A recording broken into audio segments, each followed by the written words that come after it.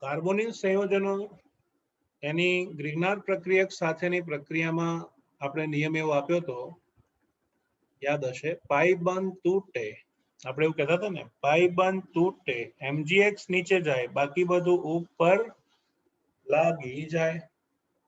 તો અહીંયા આવશે ડેશ કાર્બન ડેશ, ઓક્સિજન પાસે એમજીએક્સ જાય એટલે આપણે એવું કીધું હતું, Ramji halogen gives Omji halogen, અને આર ઉપર જાય. આજે નિપજ મળી એને કહેવાય મધ્યસ્થી નિપજ. હવે એનું જળ વિભાજન કરો H+ અને OH- આયન વડે, તો આ જળ વિભાજનમાં MgX+ અને OH- ભેગા થઈને જવાબ આપશે MgOHX. તમને એવું થાય કે સાહેબ એવું કેમ?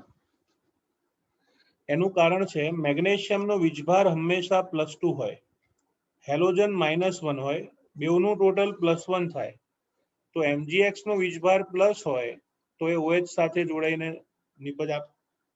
એ જ રીતે O- અને H+ ભેગા થાય તો બનશે RC-O-H+, એટલે કે OH. ઓકે, એટલે આલ્કોહોલ નિપજ મળે. જો બંને બાજુ HH મૂકી દો તો પ્રાથમિક આલ્કોહોલ આવશે, પછી RH મૂકવું દ્વિતીયક આલ્કોહોલ, અને RR મૂકી કીટોન કરવું તો તૃતીયક આલ્કોહોલ નિપજ મળે, જેની ચર્ચા ડિટેલમાં આલ્કોહોલની બનાવટ નામના ટોપિકમાં કરી ચૂક્યા છીએ. બરાબર, ચલો હવે આગળ વધીશું. આજનો છેલ્લો પ્રશ્ન છે, આલ્કોહોલ સાથેની રાસાયણિક પ્રક્રિયાઓ. આલ્ડીહાઇડ અને કીટોન એની આલ્કોહોલ સાથેની પ્રક્રિયાઓ. આલ્ડીહાઇડ અને કીટોન એનું સામાન્ય મૂલ્ય લખું છું C++O. અત્યારે હું આલ્ડીહાઇડ લઉં છું એટલે આવશે RCHO. આલ્ડીહાઇડની પ્રક્રિયા સમતુલ્યક એટલે કે સમાન કાર્બન વાળા સમતુલ્યક મોનોહાઇડ્રિક આલ્કોહોલ સાથે થાય. મોનોહાઇડ્રિક આલ્કોહોલ એનો મતલબ એક જ OH સમૂહ ધરાવતા આલ્કોહોલ સાથે થાય તો. ફરીથી, આલ્ડીહાઇડની રાસાયણિક પ્રક્રિયા સમતુલ્યક મોનોહાઇડ્રિક આલ્કોહોલ સાથે થાય તો નિયમ તમને ખબર છે, પાયબંધનું યુગ્મ ઓક્સિજન તરફ ખસે. પાયબંધનું યુગ્મ ઓક્સિજન તરફ ખસે તો અહીંયા બનવાનું RCH. બરાબર, 1 મિનિટ, સમીકરણ આખું લખી નાખીએ. આલ્ડીહાઇડની રાસાયણિક પ્રક્રિયા સમતુલ્યક આલ્કોહોલ R-OH સાથે શુષ્ક હાઇડ્રોજન ક્લોરાઇડ વાયુ અથવા તો મંદ HCl એની હાજરીમાં થાય. કીટોન કે આલ્ડીહાઇડ એની આલ્કોહોલ સાથે શુષ્ક HCl ની હાજરીમાં પ્રક્રિયા થાય. પાયબંધનું યુગ્મ ઓક્સિજન તરફ ખસે એટલે કે O- અને અહીંયાથી H+ મળે RCH.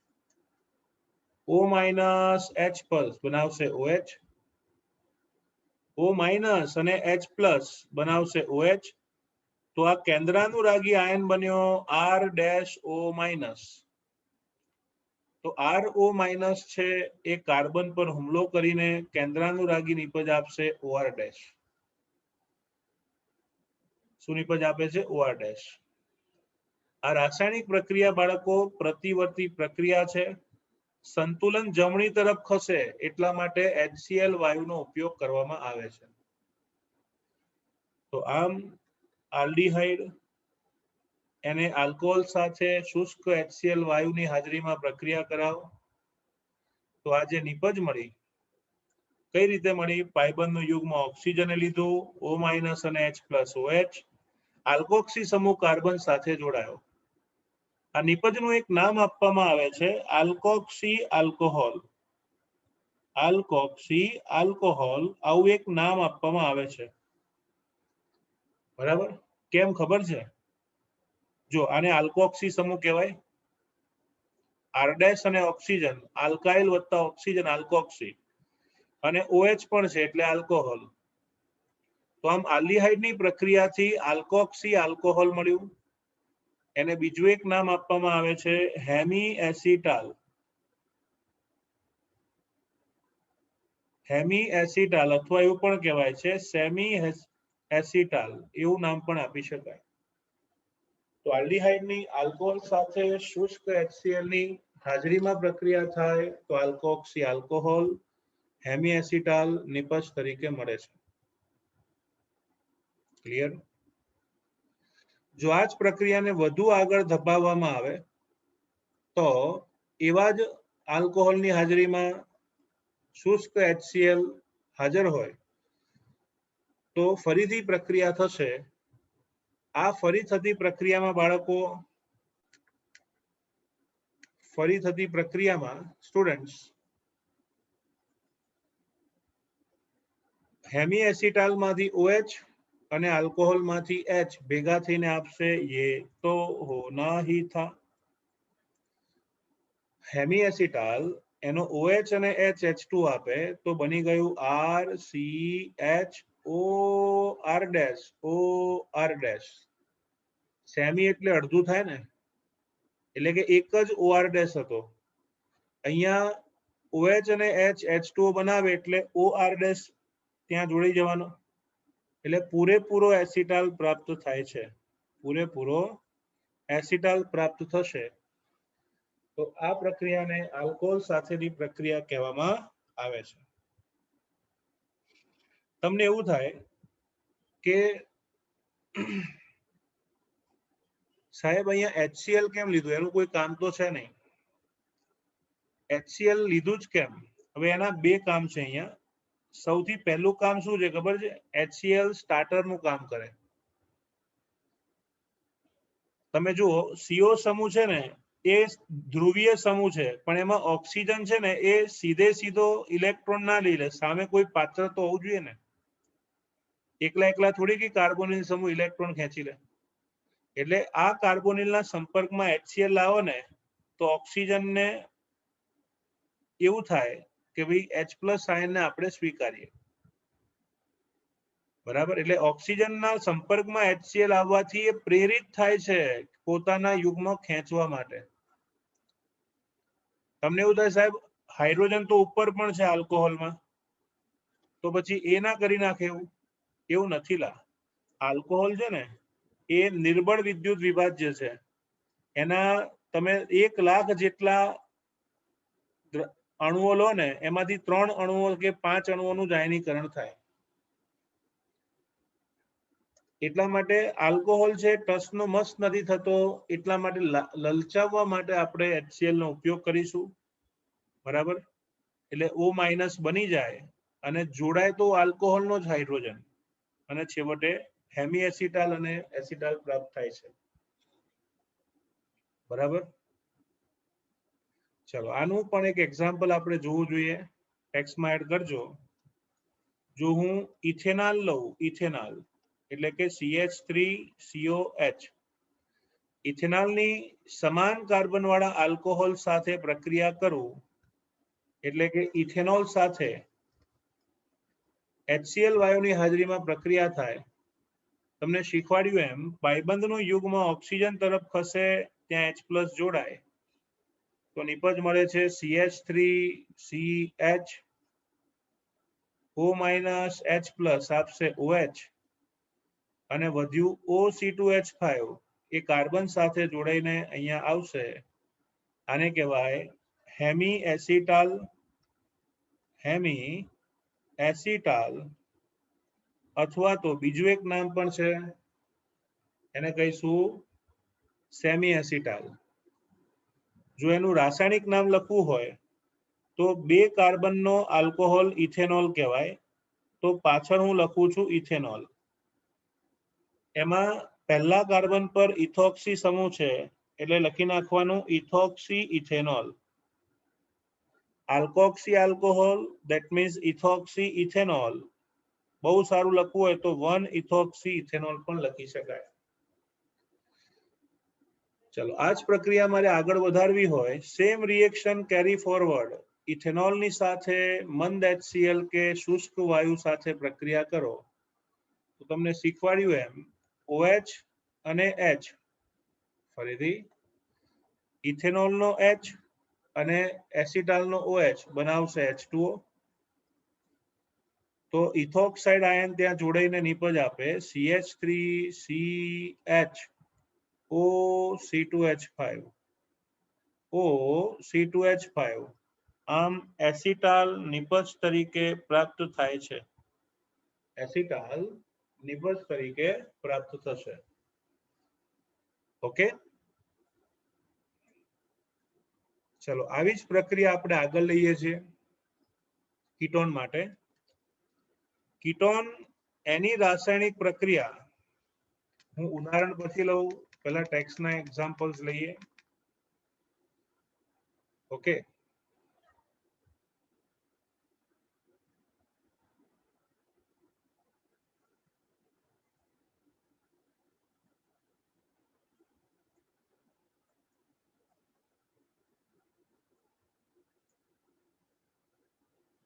ચલો ટેક્સ્ટબુક નું લઈએ છે. RC≡OH એની જગ્યાએ હું R મૂકી દઉં તો આને કીટોન કહેવાય. કીટોનની પ્રક્રિયા મોનોહાઇડ્રિક આલ્કોહોલ સાથે તો ઉપજીવિત થશે, પરંતુ ડાયહાઇડ્રિક આલ્કોહોલ સાથે થાય. ડાયહાઇડ્રિક આલ્કોહોલ સાથે પ્રક્રિયા થાય. આને આપણે કહેતા હતા ચેપ્ટર 11 માં ઇથિલિન ગ્લાયકોલ. બે OH હોય તો એને ગ્લાયકોલ કહેવાય. તો કીટોનની ઇથિલિન ગ્લાયકોલ સાથે મંદ HCl અથવા HCl વાયુની હાજરીમાં રાસાયણિક પ્રક્રિયા થાય તો ખાલી આટલું જ જુઓ, બે હાઇડ્રોજન અને ઓક્સિજન ભેગા થઈને પાણી આપે છે. બે હાઇડ્રોજન અને ઓક્સિજન ભેગા થઈ પાણી આપશે. ક્લિયર? તો જુઓ, કાર્બનની બે સંયોજકતા છૂટી પડી. આ કાર્બનમાં ઓક્સિજન જાય ને એટલે એની બે સંયોજકતા છૂટી પડી. તો જુઓ RCr બે છૂટી પડી ને, એ અહીંયાથી જોડાઈ જાય. જુઓ તો આવશે OCH2CH2O. આ રીતે જે નિપજ પ્રાપ્ત થાય તેને ઇથિલિન ગ્લાયકોલ કેટાલ કહેવામાં આવે છે. ઇથિલિન ગ્લાયકોલ કેટાલ કહેવામાં આવે છે. તો આમ કીટોનની ઇથિલિન ગ્લાયકોલ સાથે મંદ HCl ની હાજરીમાં રાસાયણિક પ્રક્રિયા થાય તો ઇથિલિન ગ્લાયકોલ કેટાલ નિપજ તરીકે પ્રાપ્ત થાય છે. Okay, so this is aldehyde હતું તો એસિટાલ, કીટોન હતું તો કેટાલ. એના ઉદાહરણ જોઈએ. સપોઝ હું લઉં છું અહીંયા એસિટોન, R ની જગ્યાએ માત્ર CH3 મૂક્યું છે. એસિટોનની રાસાયણિક પ્રક્રિયા ઇથિલિન ગ્લાયકોલ સાથે મંદ HCl ની હાજરીમાં, ડાયલ્યુટ HCl ની હાજરીમાં થાય તો હાઇડ્રોજન અને ઓક્સિજન ભેગા થઈને આપશે બાળકો H2O. H2 અને O શું આપશે? H2O. તો છેવટે સ્ટુડન્ટ્સ ત્યાંથી જ જોડાણ થઈને આપશે ઇથિલિન ગ્લાયકોલ કેટાલ. શું આપે છે? Ethylene glycol કેટાલ. ઓકે, આનું બીજું એક નામ છે જે બુકમાં નથી, આને ચક્રીય કેટાલ પણ કહેવામાં આવે છે. શું કહીશું? ચક્રીય કેટાલ. તો આમ આલ્કોહોલ સાથેની રાસાયણિક પ્રક્રિયાથી આપણને ચક્રીય કેટાલ નિપજ મળે છે. બરાબર? ટેક્સ્ટનું મુખ્ય સમીકરણ અને આપણું એક્સ્ટ્રા એક્ઝામ્પલ. એનાથી પણ આગળ એક સ્ટેપ જવું તો આજે એસિટાલ મળ્યું ને એનું જળ વિભાજન કરી નાખું તો આ એસિટાલનું એસિડિક માધ્યમમાં જળ વિભાજન કરું તો બાળકો અહીંયાથી બંધ તૂટે. જોજો, જળ વિભાજનમાં પાણીનો અણુ વપરાશે તો ઓક્સિજન ડાબી બાજુ આપી દો અને 2 હાઇડ્રોજન જમણી બાજુ આપી દો. ઓક્સિજન ડાબી બાજુ, 2 હાઇડ્રોજન જમણી બાજુ, તો વધવાનું શું? CH3C ડબલ બોન્ડ OH, એને કહેવાય ethanol. CH3C double bond OH વત્તા C2H5OH, C2H5OH, તો એનાય આલ્કોહોલ અને આલ્ડીહાઇડ પાછા મળ્યા. તો જો જલીય એસિડથી જળ વિભાજન કરો એસિટાલ કે કેટાલનું, તો મૂળ આલ્ડીહાઇડ કે કીટોન પાછા મળે છે. મૂળ આલ્ડીહાઇડ કે કીટોન પાછા મળે છે. Okay, clear? સરસ. હવે આવું ને આવું કેટાલમાં જોવા મળશે. ઓકે, કેટાલમાં કઈ રીતે જોવા મળે? તો ઇથિલિન ગ્લાયકોલ કેટાલ, એનું ફરીથી જળ વિભાજન કરો. જો જલીય એસિડ કે H+ વડે જળ વિભાજન કરો તો બાળકો કાર્બોનિલ્સ અહીંયા છે ને કેટાલ વાળા કાર્બનથી બંધ તૂટે. કેટાલ વાળા કાર્બનથી બંધ તૂટે તો જળ વિભાજનની પ્રક્રિયામાં H2O ને વિતરણ કરી નાખીએ. કાર્બન સાથે ઓક્સિજન જાય, ઓક્સિજન સાથે હાઇડ્રોજન જાય. તો ચલો ફટાફટ જળ વિભાજનની નિપજ લખીએ.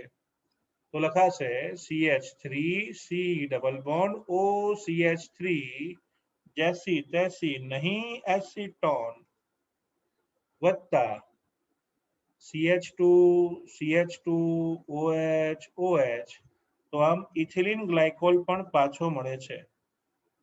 ઓકે, ઇથિલિન ગ્લાયકોલ પણ પાછો મળે છે. બરાબર? તો તમે જોયું મુખ્ય પ્રક્રિયકો ફરી પાછા મળી જાય જળ વિભાજન કરતા. ઓકે, બીજું